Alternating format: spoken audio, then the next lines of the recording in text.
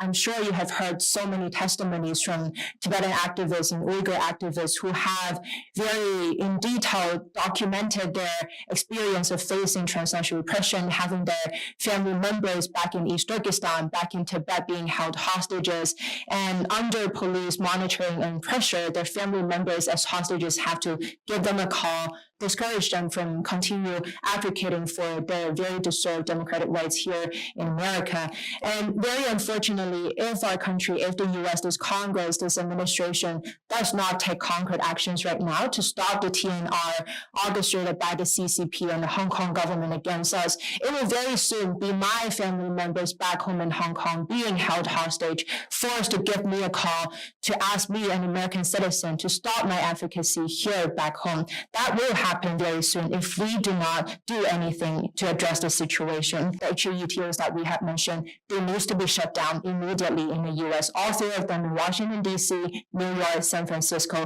they must be closed down. We need to establish transnational repression as a key foreign priority. We need to urge the Interpol to stop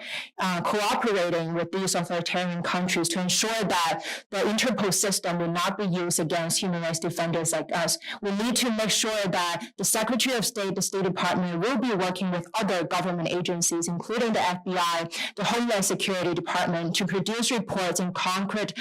policy actions, actionable items to ensure the safety of our diaspora community here in the US. It is so important that we also work on providing the stability for Hong Kongers here in the US. And that needs to begin with giving them a multi-entry, multi-year visa so that they could come here in the US to advocate for Hong Kong, to amplify our stories, and then before they had to go home under a safe condition.